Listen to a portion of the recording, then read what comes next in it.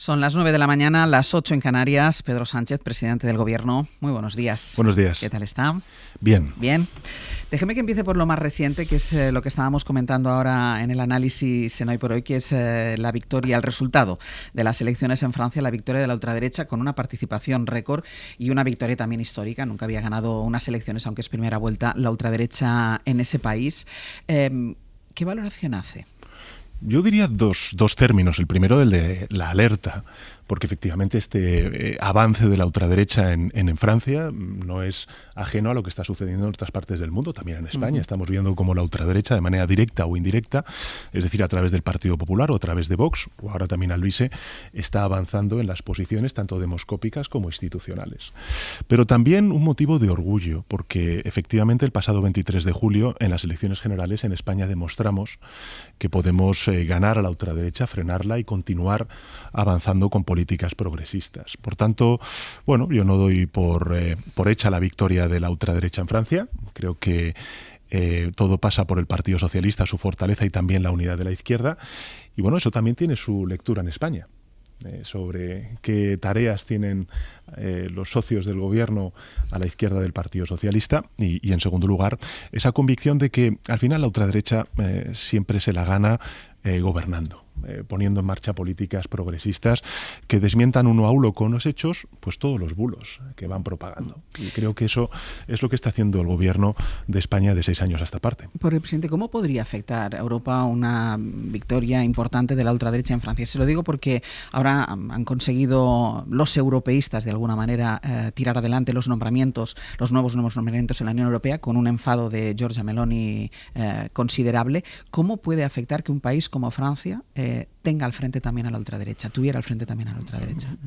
Francia es, junto con Alemania, el principal eje de avance de la construcción europea. Y se da la paradoja, efectivamente, como usted bien indica, Ángels, de que en un momento en el que Europa necesita avanzar, necesita federalizar muchas de sus políticas. Por ejemplo, pensemos en los fondos europeos, los que están reindustrializando y contribuyendo al crecimiento económico y la creación de empleo en nuestro país, al cambio de modelo productivo. Bueno, eso es consecuencia de una federalización, de la mutualización de la deuda pública y, por tanto, de hacer de la transición ecológica, por ejemplo, un bien público europeo. Financiar con recursos comunes bienes públicos comunes, como pueda ser, por ejemplo, el desafío del cambio climático. Y se da la paradoja de que frente a eso hay una reacción de sociedades que votan por una renacionalización de esas políticas europeas. Es decir, van en contra, digamos, de los tiempos, de las necesidades que tenemos de abordar respuestas comunes a desafíos comunes.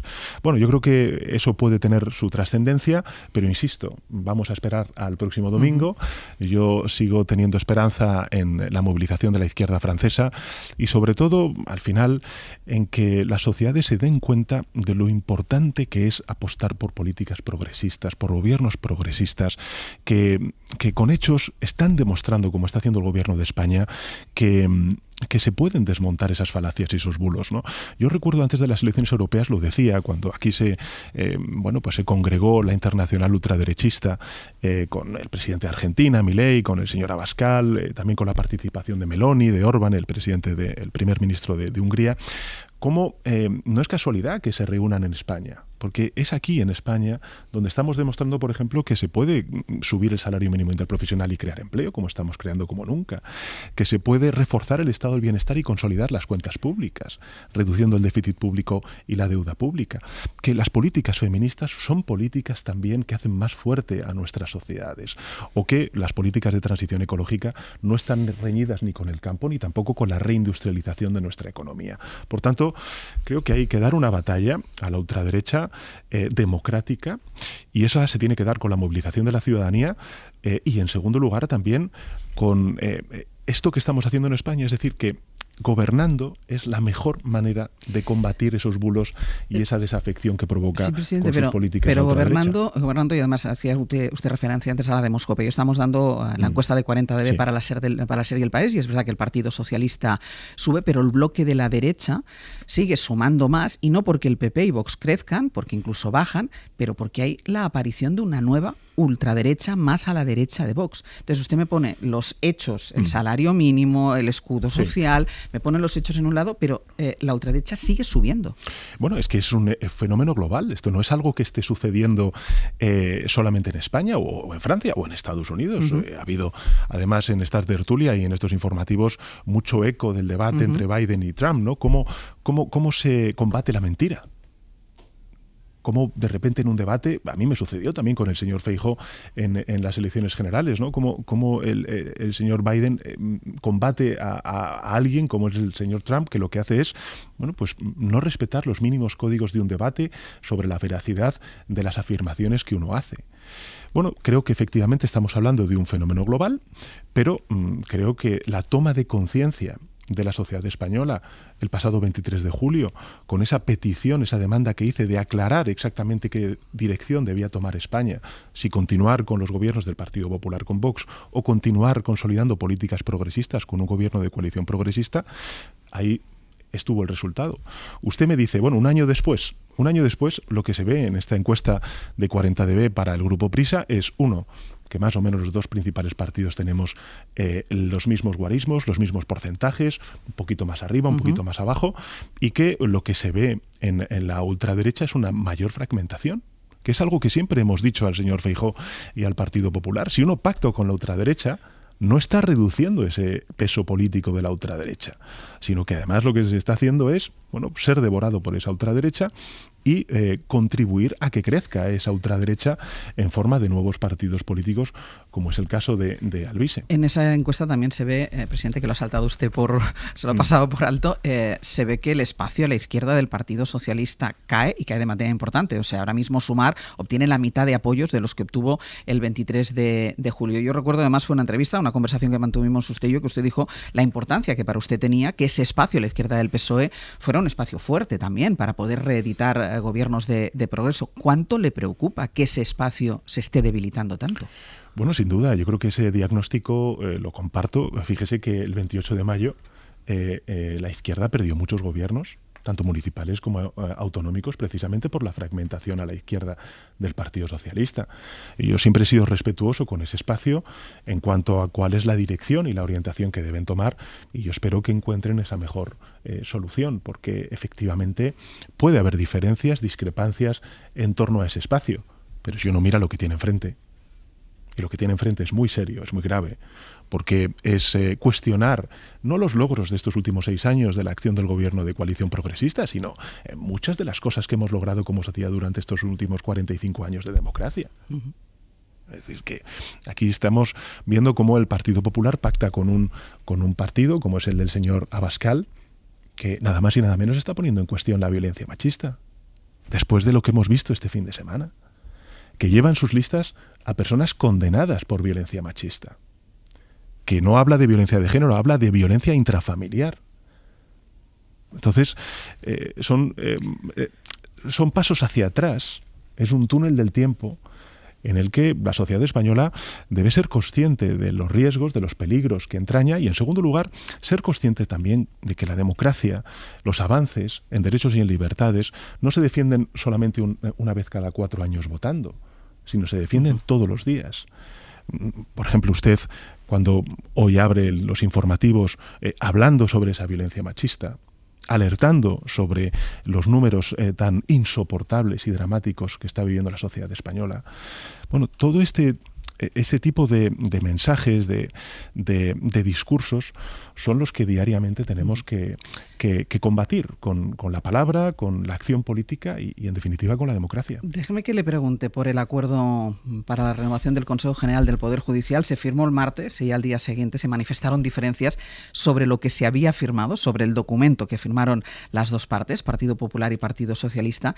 Con lo que se ha firmado, con lo que está escrito y registrado, además, el PSOE se compromete a aprobar una reforma según la cual los jueces elegirían a los jueces como defiende el Partido Popular.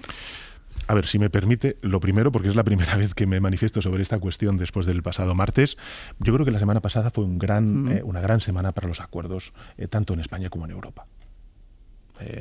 Y así lo siento, después de 5 años, casi 6 años, el Partido Popular incumpliendo la Constitución, pues volvieron al acuerdo, volvieron al cumplimiento constitucional, y yo creo que esto es muy bueno. es muy bueno para la sociedad española. Primero porque la sociedad española, aunque no fuera consciente de ello de manera directa, estaba sufriendo este bloqueo, las consecuencias de este bloqueo, en forma de retraso en la resolución de conflictos judiciales, en forma de recursos económicos que debíamos poner para poder, desde el punto de vista del gobierno, complementar la carestía que estaba sufriendo el Tribunal Supremo y también el gobierno de los jueces.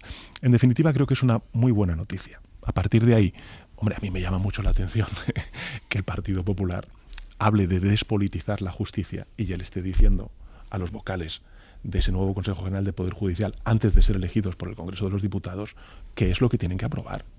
Hombre, dejemos trabajar a los vocales del Consejo General del Poder Judicial y luego, cuando pues acuerden entre ellos qué es lo que deben hacer para reforzar esa independencia, pues entrarán en el Congreso de los Diputados y en el Senado. Pero es que aquí, como en todas las cosas que están pasando, Ángels, aquí el Partido Popular le critica al gobierno lo que ellos hacen. Ustedes no son un partido de Estado, he escuchado al señor Feijóo decir, por el Partido Socialista, quien lleva 5 años incumpliendo la Constitución.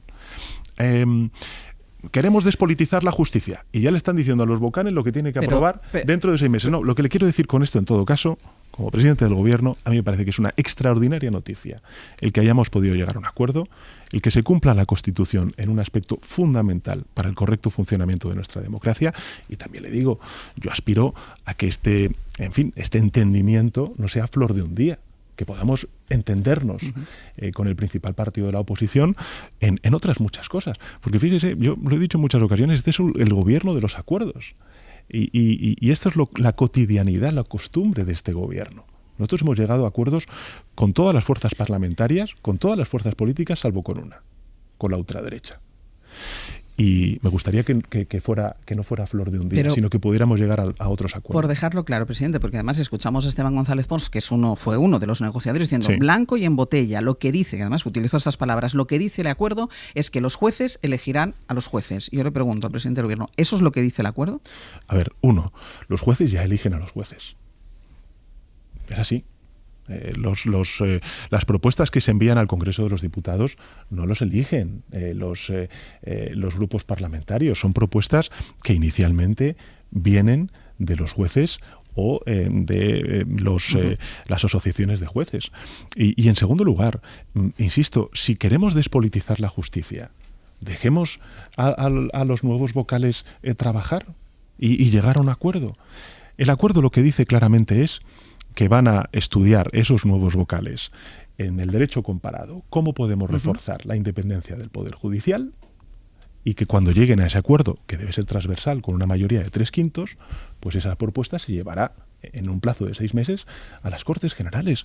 Yo insisto, es que ya... Y ahí se votará. Claro, ahí se votará, pero ahí que el Partido Popular ya esté diciéndole a los nuevos vocales, sin ser aún elegidos, lo que tienen que decidir y lo que tienen que acordar, y luego acusar al gobierno de España de politizar la justicia, hombre, dejemos trabajar, insisto, sobre este acuerdo, nuevo Consejo General de Poder Judicial. Sobre este acuerdo, otra cosa, porque ayer escuchábamos en una entrevista a Alberto Núñez Feijóo diciendo que ustedes aceptaron el acuerdo porque Europa les advirtió de que iba a hacer público un duro informe contra las prácticas invasivas que su gobierno está cometiendo en el ámbito de la justicia. ¿Es eso cierto?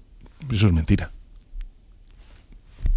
Es mentira, lo desmintió ayer el ministro de Justicia y es... No hubo ningún tipo de advertencia, ni va a haber ningún tipo de advertencia. Lo que ha habido, Ángels, en esto ha sido durante 5 años, pues un intento sistemático por parte del gobierno de España de llegar a un acuerdo con el principal partido de la oposición para cumplir con la Constitución.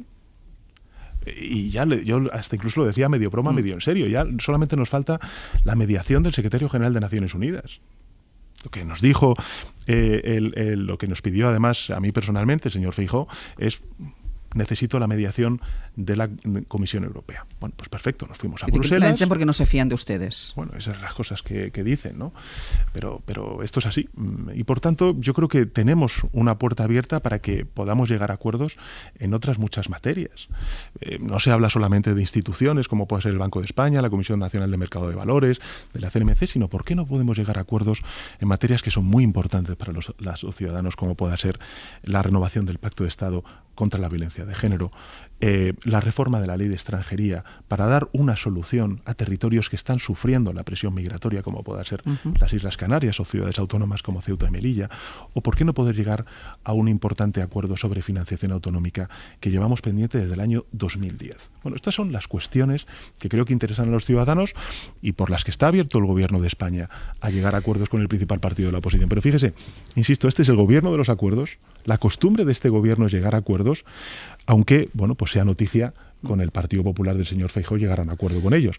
Y creo que además el valor del acuerdo lo estamos viendo, y permítame solamente esta digresión, en el ámbito económico. Creo que el desempeño económico de nuestro país es una buena prueba de la gestión que está haciendo este gobierno y de la importancia y el valor del acuerdo. Nosotros hemos llegado a acuerdos con todo el mundo. Hemos llegado a acuerdos con los agentes sociales, con los sindicatos y los empresarios, nada más y nada menos que para hacer una reforma laboral que ha hecho que 3,5 millones de trabajadores y trabajadoras, desde que se aprobó esa reforma laboral, hoy tengan un contrato estable. De más respecto a antes de esa reforma laboral. La reconstrucción del Pacto de Toledo, el acuerdo con la comunidad educativa y la comunidad científica para una nueva ley de formación profesional, una nueva ley educativa, una ley también de ciencia. En definitiva, acuerdo con las comunidades autónomas, recuerdo con la pandemia. Hemos llegado a acuerdos con todas las formaciones políticas, salvo con Vox. Y creo que este es el gobierno de los acuerdos. Lo hacemos por necesidad, porque no somos un gobierno con una minoría parlamentaria, pero también por convicción, porque con esos acuerdos logramos abonar algo muy importante, que es la paz social. Y esa paz social yo creo que es uno de los principales motores del crecimiento económico que tiene nuestro país. Ha habido algunos temas que quiero después entrar en ellos, como es la violencia machista, como es el reparto de los migrantes de las comunidades más apretadas, pero déjeme que, ya que estábamos con tribunales, terminar con esto. ¿El fiscal general del Estado debe dimitir si es imputado por la filtración de datos de la pareja de Isabel Díaz Ayuso? El fiscal general del Estado tiene todo el apoyo del Gobierno de España. Y lo que me parece absolutamente indecente, es ver cómo dirigentes del Partido Popular, este fin de semana incluso, ya están diciendo que esta semana va a ser una extraordinaria semana para la justicia porque se va a imputar al fiscal general del Estado. Y lo dicen aquellos que critican al Gobierno de España por una supuesta politización de la justicia. Bueno, lo que ha hecho el Gobierno de España ha sido precisamente, con este acuerdo, despolitizar la justicia y el secuestro de la justicia en el que tenía sumido el Partido Popular con el bloqueo del Consejo General del Poder Judicial. ¿Debe dimitir o no debe dimitir el fiscal general del Estado? Creo que he sido bastante claro.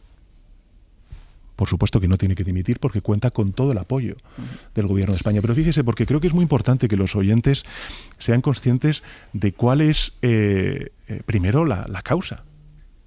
El origen de todo esto. El origen es que el fiscal general del Estado, para defender, en este caso, a la Fiscalía de Madrid, lo que hace es publicar una nota aclarando un bulo que sale de la mano derecha de la presidenta de la Comunidad Autónoma de Madrid, el señor Miguel Ángel Rodríguez, para tratar de desinformar sobre un caso que afecta directamente a la presidenta de la Comunidad de Madrid. ¿Y se le va a imputar por eso al fiscal general del Estado? Hacía usted referencia a unas declaraciones eran de Miguel Tellado, las hemos escuchado además hace unos minutos en este informativo. Esta va a ser una gran semana porque va a haber la imputación del fiscal general del Estado y también porque el viernes su mujer va a tener que ir a declarar ante un juez que investiga su actividad empresarial. Usted siempre ha defendido que no hay nada ilegal y que además que confiaba en que el tiempo y las instituciones, el funcionamiento correcto de las instituciones colocaran todas las cosas en su sitio. ¿Esperaba que su mujer fuera llamada a declarar? Yo es que creo que, en fin, después de ver sobre todo para que los oyentes lo entiendan, todo esto parte de una denuncia de un sindicato ultraderechista como Manos Limpias. Bueno, le llamo sindicato porque así se autodenominan, ¿no? Es un pseudo sindicato de ultraderecha como Manos Limpias, que presenta desinformación, bulos, recortes de prensa y que caen efectivamente en el juzgado número 41. Que son precisamente esas informaciones, esos bulos, desmentidos por la Guardia Civil. Que luego la Fiscalía Europea y la Audiencia Provincial limita el ámbito de investigación. Y ahora mismo, mi esposa ha presentado varios recursos, aún por responder, sobre cuáles son los motivos por los cuales se le cita el próximo viernes. Y estamos a la espera. ¿Usted cree que el juez Peinado está siendo imparcial en el tratamiento del caso que afecta a su esposa? Yo espero que no. Yo quiero pensar que no. Pero efectivamente hay recursos que todavía se deben responder por parte del juez. Sobre cuáles son, bueno, aquellos aspectos sobre los que se va a llamar a declarar a mi esposa. Pero bueno, en todo caso, creo que desde el punto de vista político, lo que yo tengo que decirle a los ciudadanos son dos cosas. La primera, absoluta tranquilidad y confianza, porque no hay nada. No hay nada. Y fíjese que el Partido Popular esté situando esto como uno de los principales elementos de su oposición demuestra que no tienen nada. Por tanto, tranquilidad y confianza. Y en segundo lugar, hombre, yo tengo muy claro, no soy ingenuo de por qué hacen esto. El 23 de julio ellos intentaron, desde el punto de vista político, acabar con este gobierno de coalición progresista. Y hay poderes claramente alineados con una estrategia judicial de acoso y derribo a este gobierno, o a mi persona como presidente del gobierno, por defender las cosas que defiendo. Por defender pues, una política territorial de convivencia, por defender una política social y una política laboral de dignidad para los trabajadores y trabajadoras, por defender políticas progresistas que están siendo puestas en cuestión por la derecha, la ultraderecha y donde gobiernan. Por tanto, hombre, es evidente que desde el punto de vista de lo que yo he llamado la máquina del fango, pues este es un caso de libro. Tenemos a un sindicato, o mejor dicho, a un pseudosindicato ultraderechista que plantea una denuncia, con bulos y desinformación. Tenemos a los pseudomedios digitales propagando esos bulos y esa desinformación. Y luego tenemos, bueno, pues los altavoces del Partido Popular y de Vox pedaleando sobre la nada, sobre el fango. Y yo creo que este es uno de los elementos fundamentales que yo me he comprometido además, después de esos 5 días de reflexión que me tomé, a liderar, bueno, mejor dicho, quiero ser preciso, no a liderar, sino a impulsar como presidente del gobierno. Déjeme que ahora le voy a preguntar precisamente por alguna de esas medidas, pero quiero hacerle una última pregunta y se lo voy a preguntar abiertamente. ¿No hay nada en la actividad profesional de su mujer que, sin constituir delito, que no sea un hecho delictivo, pero que pueda ser reprochable? Nada. No hay nada. Absolutamente nada. Aunque no sea constitutivo de delito. No hay nada. Pues entonces le pregunto, en estas medidas de regeneración democrática, en ese paquete que usted, en el que está trabajando, y eso fue lo que usted anunció después de esos 5 días que se tomó, ¿hay alguna medida para estrechar el margen que tienen los jueces para abrir investigaciones basadas en bulos y en mentiras? Bueno, hay sentencias del Tribunal Supremo, es decir, hay jurisprudencia del Tribunal Supremo. Pero en segundo lugar, si me permite entrar de lleno en el tema del Plan de Acción Democrática, le quiero hacer varios anuncios. El primero es que voy a comparecer el próximo 17 de julio en el Congreso de los Diputados para presentar la propuesta de acción democrática, de calidad democrática del Gobierno de España. El 17 de julio.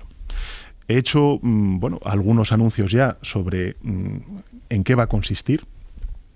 He hablado de que vamos a modificar la ley de derecho al honor, de derecho a la rectificación, y también quiero anunciarle que una de las propuestas que voy a plantear al Congreso de los Diputados es la modificación de la ley de publicidad institucional, que va a cumplir ya tiene 20 años, y que no incorpora el fenómeno de la digitalización de la información y de los medios de comunicación.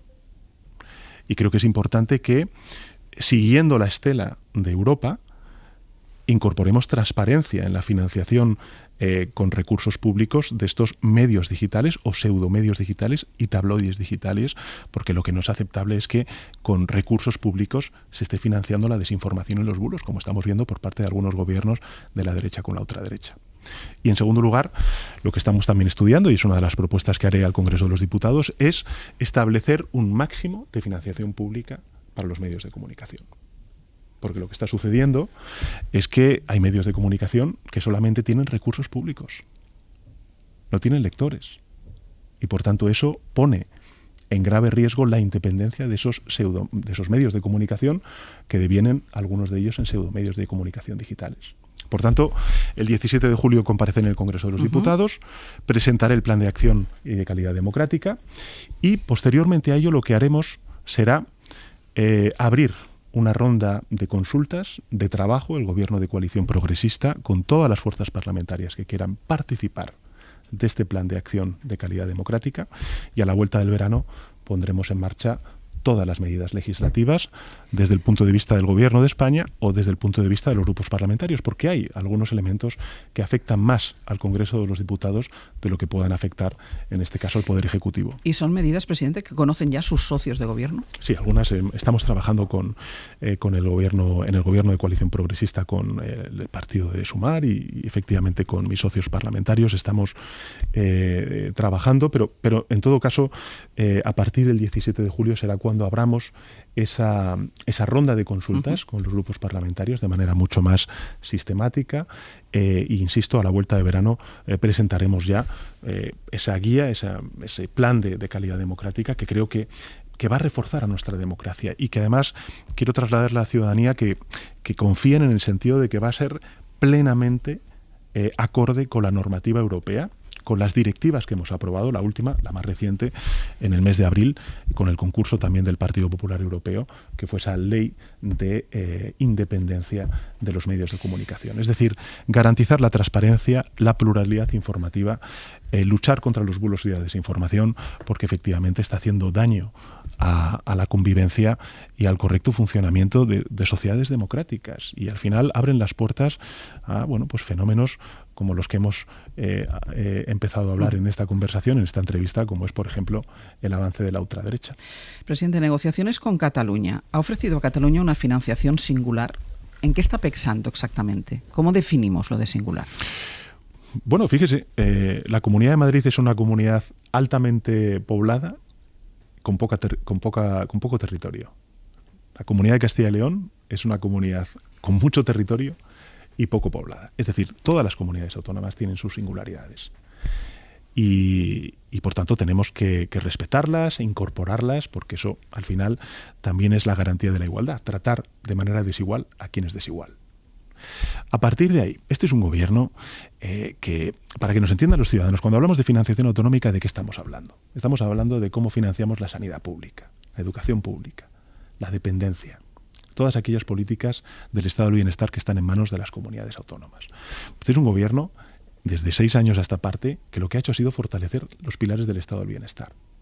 Hemos puesto más recursos que nunca para la dependencia, por cierto, revirtiendo los recortes que infligió la derecha cuando gobernaba en el Sistema Nacional de Dependencia. En educación, por ejemplo, estamos avanzando en la universalización de la educación de 0 a 3 años, en política de vivienda o también en sanidad. Y los datos están ahí. Nosotros, fíjese, Ángels, que en estos 6 años hemos invertido, o hemos transferido, para ser más exacto, a las comunidades autónomas nada más y nada menos que 250.000 millones de euros más de media que lo que hizo el señor Rajoy cuando gobernó España, ¿no? Por tanto, hay una apuesta clara por reforzar los pilares del estado del bienestar que están en manos de las comunidades autónomas. Y hay una apuesta clara también por incorporar esas singularidades de todos los territorios al nuevo sistema de financiación autonómica. Pero no debería ser, presidente, una negociación multilateral. Hay 17 singularidades, y esto lo hemos hablado aquí en este programa muchas veces, hay 17 singularidades. ¿Debería ser la negociación multilateral? Bueno, es que además la Constitución te lo dice.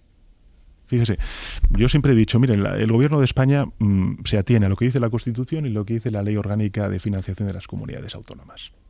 Habla de principios tales como la corresponsabilidad fiscal, la lealtad institucional, la estabilidad presupuestaria, la suficiencia financiera, la solidaridad y la equidad.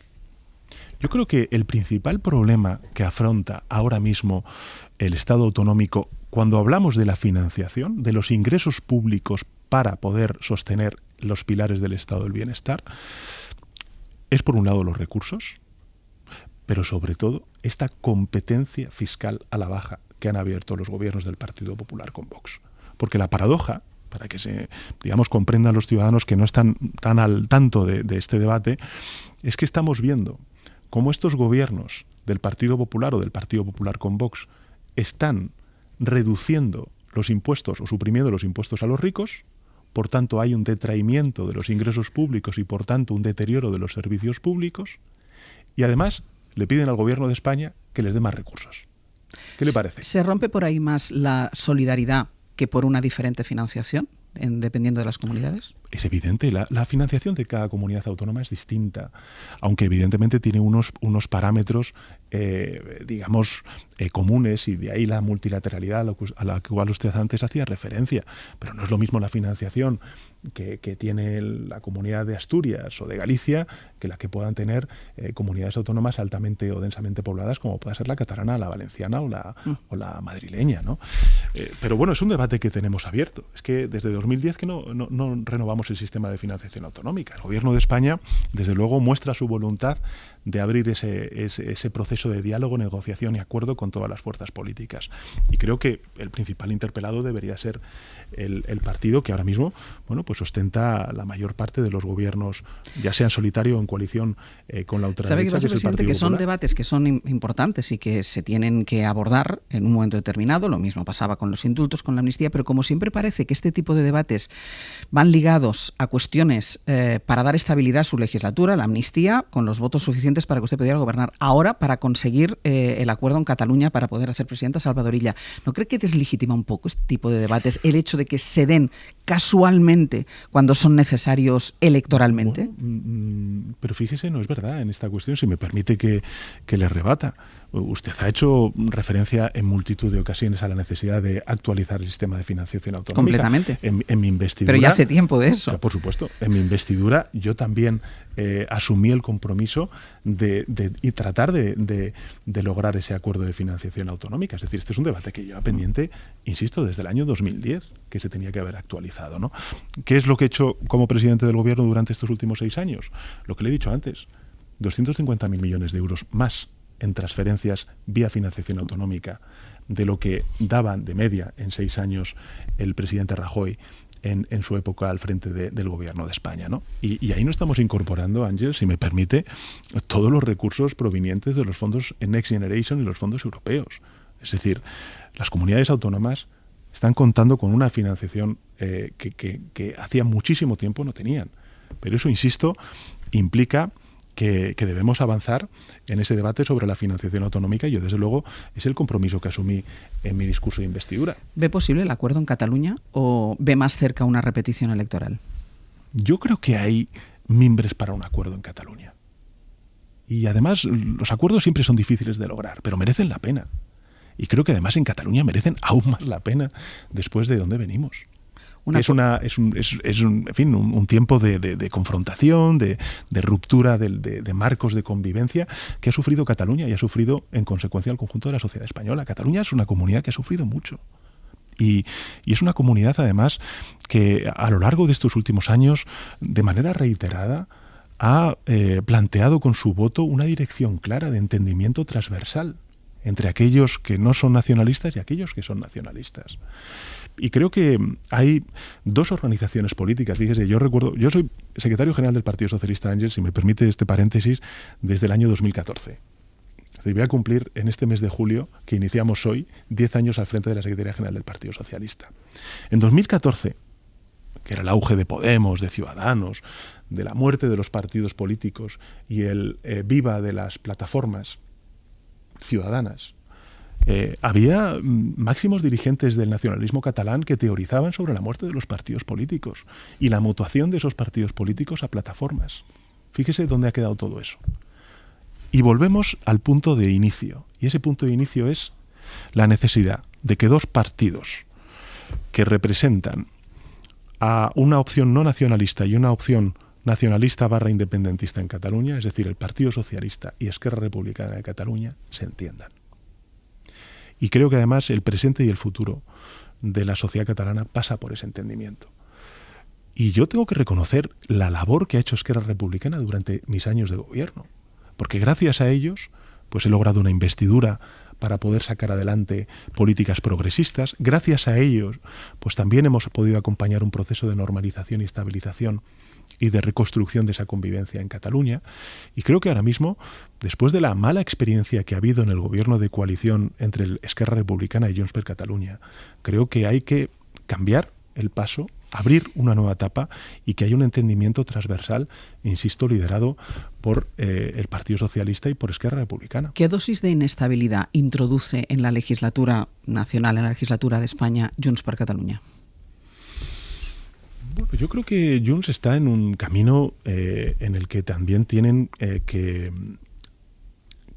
saber leer lo que les ha dicho la sociedad catalana en estas últimas elecciones y de manera recurrente en las elecciones municipales y en las elecciones generales. Y creo que eso es algo que tienen que valorar ellos, que tienen que analizar ellos y que efectivamente, siendo una opción independentista, pues contribuir a la buena marcha de Cataluña y a la buena marcha en consecuencia de España, ¿no? Y tampoco creo que sea menor decirlo, pero gracias también al apoyo de Esquerra Republicana, de Junts per Catalunya, pues se ha logrado frenar a la ultraderecha en España. Hoy podríamos tener un gobierno del Partido Popular con Vox. Es decir, podría ser presidente del gobierno el señor Feijóo y el señor Abascal vicepresidente del gobierno. Y yo recuerdo muy bien, y no me parece menor volver a sacarlo lo que dijo el señor Abascal antes de las elecciones generales, que si hubiera un gobierno de coalición entre el Partido Popular y Vox, la situación en Cataluña no iba a ser igual, iba a ser peor que en el año 2017. Es que aquí hay gente que apuesta, no solamente hay separatistas, hay separadores. Y esos separadores han hecho del agravio y de la confrontación territorial su leitmotiv, y no solamente en la ultraderecha, también en la derecha española. Por eso he dicho que Cataluña ha sido una comunidad autónoma que ha sufrido mucho.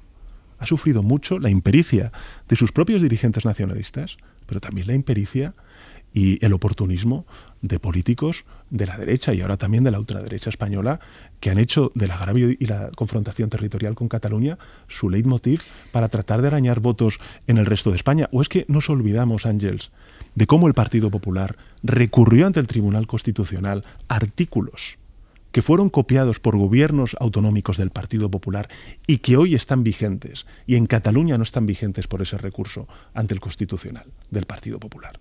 Déjeme, presidente, que le pregunte por tres cuestiones que afectan muchísimo a la gente. Una de ellas la ha sacado ya usted en esta conversación, que ha sido el tremendo fin de semana que hemos tenido en violencia machista.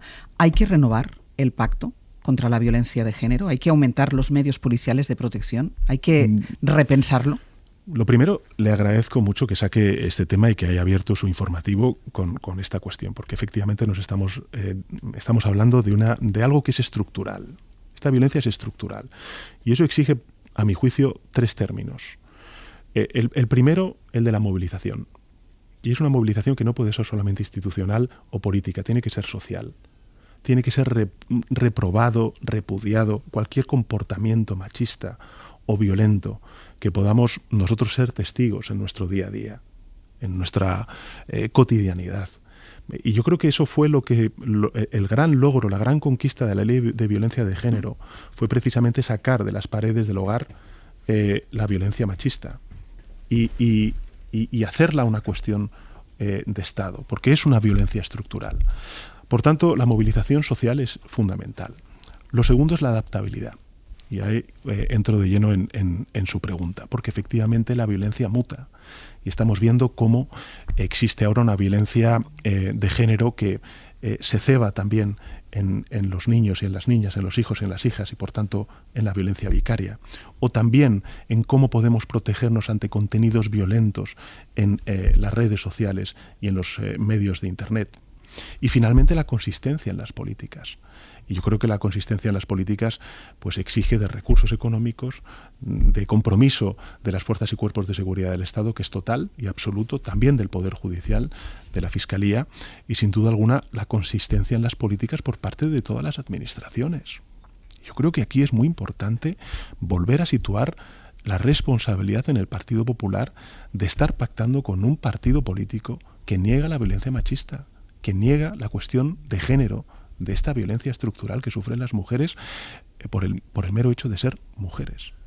Y la consistencia también en las políticas. Fíjese, la semana pasada el Congreso de los Diputados dio luz verde, ahora va al Senado, a una nueva ley de paridad que nos sitúa al frente, en la vanguardia, del reparto paritario del poder económico, el político, en la sociedad española. Porque si el 50% de la sociedad son mujeres, pues el 50% también del poder político y el poder económico tiene que estar en manos también de las mujeres.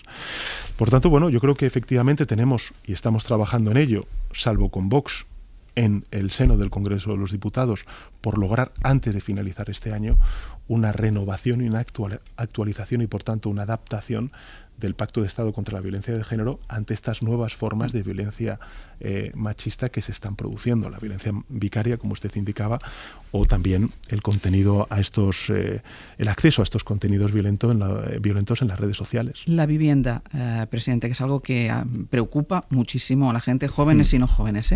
Los precios del alquiler, por ejemplo, en ciudades como Madrid han subido un 15% en el último año. ¿Ha fracasado la norma del Ejecutivo que impedía subir los precios por encima del IPC? Yo creo que no. Vamos a ver. Recuerde en el debate cuando aprobamos definitivamente la ley de vivienda en el Congreso de los Diputados la pasada legislatura, de que dijimos que era la primera ley de vivienda que se aprobaba en la historia de la democracia de nuestro país. Es decir, en 45 años el sector público, el Estado, no ha estado presente en las políticas de vivienda. Y cuando ha estado presente, ¿qué es lo que ha sucedido? Por ejemplo, en la Comunidad de Madrid, por hacer mención al caso que usted decía, ha desamortizado mucha de esa vivienda pública, vendiéndola a fondos buitres. Por tanto, tenemos que dar tiempo a la aplicación y al desarrollo de la ley de vivienda. En segundo lugar, este es un gobierno que está poniendo muchos recursos económicos y recursos públicos en las políticas de vivienda pública. 5.500 millones de euros y más de 8.000 millones de euros que vamos a poner, por ejemplo, para ayudar a promotores y también a los jóvenes y familias no tan jóvenes en la adquisición de una vivienda a través de ese banco público que se llama el Instituto de Crédito Oficial. Y finalmente, sobre los pisos turísticos, ¿no?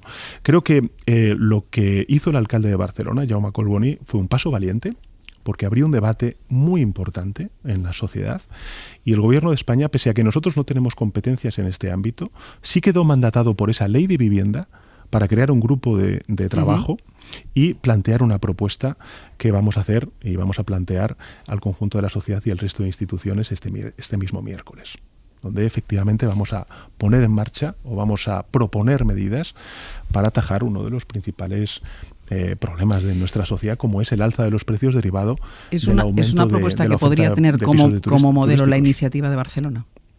Bueno, creo que lo que tenemos... A ver, yo creo que tenemos que ser conscientes de que hay muchas competencias que están en manos de los ayuntamientos, de las comunidades autónomas, y el Gobierno de España lo que va a hacer es tratar de coordinar todos esos esfuerzos y también incorporar algunos nuevos. Por ejemplo, ¿qué es lo que estamos pensando? Oye, ¿podemos modificar la ley de propiedad horizontal para ver si ponemos coto al fenómeno de los apartamentos o pisos turísticos? ¿Podemos crear un registro a nivel estatal sobre estos pisos turísticos para que no haya un uso fraudulento o podamos controlar el incremento de estos pisos turísticos, sobre todo en las grandes urbes? Bueno, pues este tipo de medidas son medidas que queremos plantear al resto de administraciones y al conjunto de la sociedad. Pero creo que el mensaje político es para el conjunto de los ciudadanos y ciudadanas de que el Gobierno de España no permanece ajeno a esta cuestión y que, desde luego, con nuestras herramientas, en un Estado compuesto, donde hay muchas competencias que están en manos de las comunidades autónomas y los ayuntamientos, vamos a contribuir a resolver pues uno de los principales problemas que explica, como usted bien ha indicado, pues el alza de los precios del alquiler. Y una última cosa, porque ya me voy quedando sin minutos y usted tiene que irse. Sanidad, quería preguntarle también, porque llega el verano, hoy es 1 de julio, cierre de muchísimas camas, muchísima preocupación, muchísima movilización. ¿Qué se puede hacer desde el Gobierno central? Bueno, nosotros lo que hemos hecho ha sido aprobar una ley que garantice la universalidad del Sistema Nacional de Salud. Mañana mismo en el Consejo de Ministros vamos a aprobar también nuevas especialidades vinculadas con las urgencias y con las emergencias, que ha sido algo largamente demandado por parte de los profesionales sanitarios. Y finalmente la financiación. Volvemos a la cuestión de la financiación autonómica. Este Gobierno está transfiriendo recursos económicos a las comunidades autónomas para reforzar el Sistema Nacional de Salud, sobre todo después, evidentemente, de la pandemia y de las consecuencias no deseadas del aumento de las listas de espera.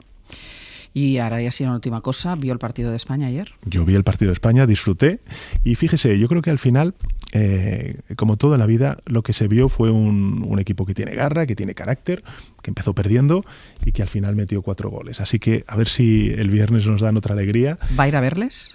Bueno, tengo que verlo un poco con el equipo, pero efectivamente, vamos, para mí sería un lujo el poder disfrutar en directo, ¿no? En Alemania de ese partido partido entre España y Alemania. Ya sabe que en fin, creo que tenemos muy buenos jugadores y que creo que podemos aspirar al campeonato.